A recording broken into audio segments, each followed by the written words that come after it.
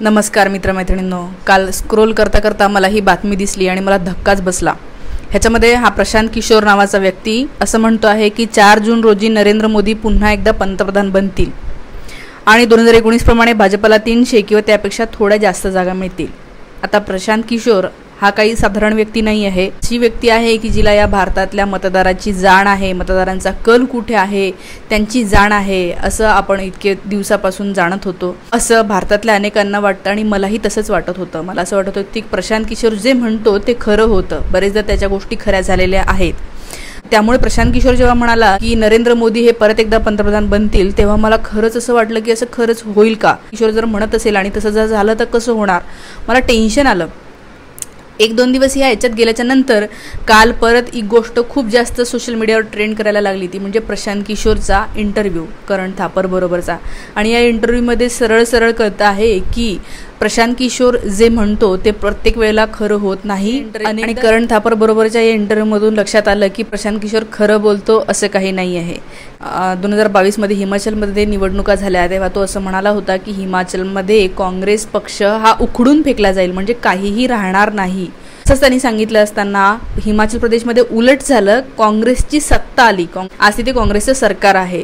याचा अर्थ तो जे बोललेला आहे त्याच्या एकदम उलट झालेला आहे। असं नाही की त्याच्या जवळ जाणारं झालेलं आहे किंवा थोडंफार त्याचं खरं निघालेलं आहे, त्याचं 0% खरं निघालेलं आहे। म्हणजे हा माणूस जर असं बोलत असेल तर याचं बोलणं हे खोटं असू शकतं।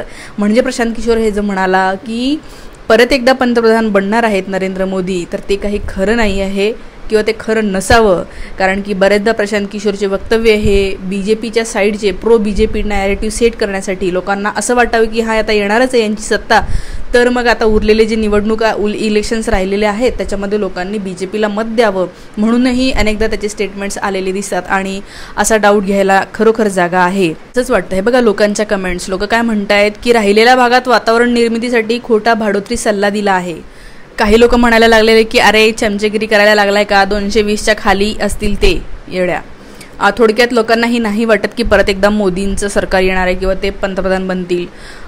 पुढचा व्यक्ती म्हणतोय हा अगोदर तोंड मारायला काँग्रेसकडे गेला, तिथे दिलेली ऑफर घेतली नाही, कमी म्हणून भाजपाची लाल करायला आला। आता ह्या कमेंटचा मी अर्थ सांगते, ह्याच्यात ह्या माणसाने तर खूपच रागात म्हटलेलं आहे, पण खरं म्हणजे प्रशांत किशोर सुरुवातीला 2014 पासून बीजेपी सोबत होता। तो एक ॲनालिस्ट, लोकांना पक्ष वाढवण्यासाठी, निवडणूक जिंकण्यासाठी स्ट्रॅटेजी ठरवतो, कशा प्रकारे जिंकता येईल। असं म्हणतात की हे जे व्हॉट्सअप युनिव्हर्सिटीमधून फेक न्यूज जे पसरवले जातात ते सुद्धा प्रशांत किशोरचंच अपत्य आहे, प्रशांत किशोरमुळेच बीजेपी 2दा जिंकलेली आहे असंही लोक म्हणतात। आणि तो होताच बीजेपीमध्ये सुरुवातीला, म्हणजे बीजेपी पक्षाचा पदाधिकारी तो नव्हता, मात्र त्यांना स्ट्रॅटेजी सांगणारा एक खूप महत्त्वाचा व्यक्तित्व होता। पण नंतर त्याला लक्षात आलं की हे चुकीच्या पद्धतीने कुठेतरी जातं आहे, त्यामुळे मे बी त्यांनी ते सोडलं असेल। नंतर तो काँग्रेसकडे गेला आणि त्याच्याही बातम्या आल्या होत्या, राहुल गांधी, प्रियंका गांधी, सोनिया गांधी यांना त्यांनी खूप एक 300-400 स्लाइड शो आणि प्रेझेंटेशन दिलं असं म्हणतात। त्यांनी सांगितलं की कशा प्रकारे आपण स्ट्रॅटेजी करू शकतो। त्याला एक महत्त्वाचं पद पाहिजे होतं काँग्रेसमध्ये आणि राहुल गांधीला ते नको होतं, राहुल गांधीला ते पटलं नाही असं म्हणतात आणि त्यामुळे त्यांची डील फिसकटली। मला असं वाटतं की थोडक्यात गांधीला हे कळलं असेल की हा माणूस काय प्रकारचा आहे, कारण काँग्रेससोबतही डील जमली नाही, बीजेपी त्यांनी सोडलं होतं, त्याच्यामुळे त्यांनी स्वतःचा एक नवीनच पक्ष काढला, जनसुराज पार्टी म्हणून त्याची पार्टी आहे। आणि गेला मला वाटतं वर्षभर झाले की बिहारमधल्या गावागावांमध्ये तो फिरत असतो, गावागावातल्या चौकावर जाऊन भाषणं देतो आणि तो दोघांच्या विरोधात बोलतो, मोदींच्या विरोधात बोलतो, काँग्रेसच्या विरोधात बोलतो आणि नवीनच आपलं जनसुराज्य पक्षाची आपण सत्ता बनवू असं तो म्हणत असतो। त्यामुळे मलाही त्याच्याबद्दलचं एक मत चांगलं होतं की ठीक आहे, बीजेपीला विरोध करतो, काँग्रेसला विरोध करतो आणि त्याचे काही मुद्दे मांडतो आणि प्रत्येकाला ते मांडण्याचा अधिकार आहेच। माझा त्याच्यावर विश्वास होता, पण माझा विश्वास एकदम उडाला कालचा त्याचा इंटरव्ह्यू पाहिल्याच्या नंतर। मी पूर्ण इंटरव्ह्यू पाहिला तासभराचा, पण त्याच्यातला हा जो तुकडा आहे तो खूप महत्त्वाचा आहे। तुम्ही एकदा तो तुकडा बघा, त्याच्यामध्ये करण थापर हे म्हणतो आहे की अरे तू आता म्हणतोय की बीजेपी परत सत्तेत येणार, पण 2 वर्ष आधी तू म्हणला होता की हिमाचल प्रदेशमधून काँग्रेस संपून जाणार आहे, मात्र काँग्रेस सत्तेत आली, तर त्याचं काय?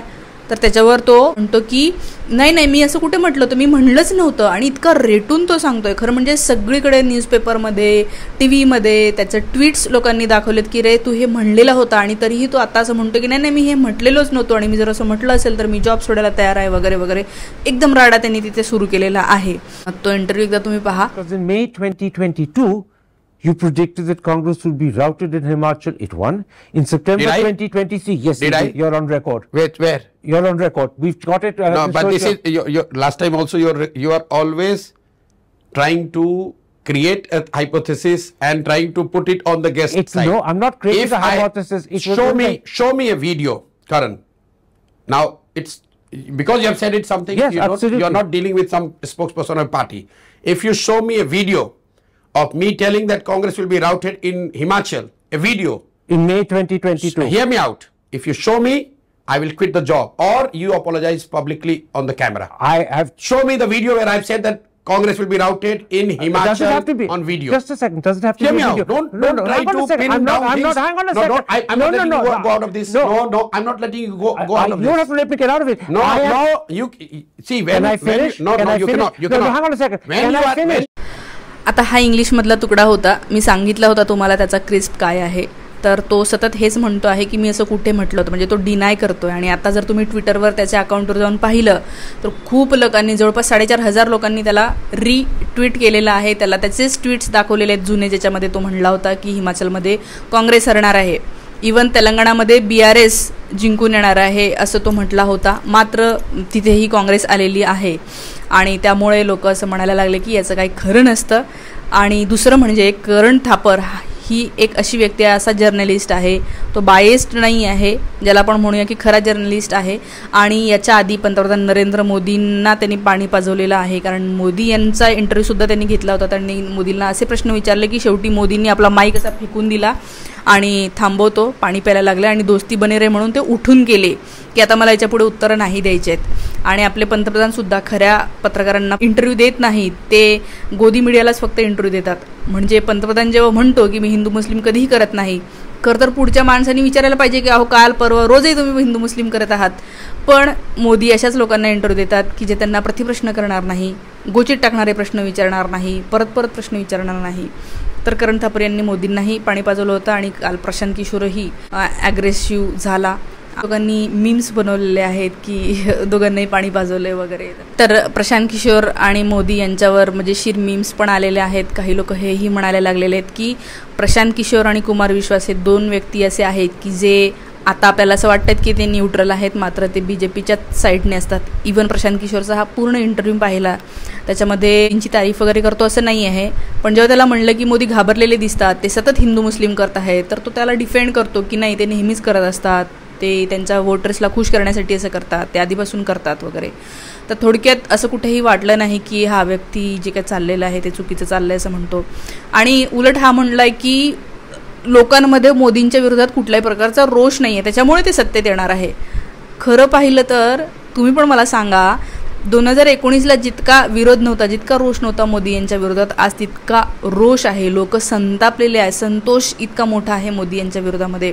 आणि प्रशांत किशोर कोणत्या जगात राहत आहे, त्याच्यामुळे खरंच वाव आहे की खूप मोठी रगड अमाऊंट घेऊन मोदी यांच्या बाजूने किंवा BJPत सत्तेत येणार आहे असं एक नॅरेटिव्ह चालू राहावं म्हणून तो सतत आता इंटरव्ह्यू देत सुटलेला आहे. मुद्दा आहे माझाही प्रशांत किशोरवरचा आता विश्वास उडालेला आहे. मला होता विश्वास, मला नव्हतं वाटलं, ही बाजू त्याची माहीत नव्हती आणि आज मला ती बाजू ही माहीत झाली.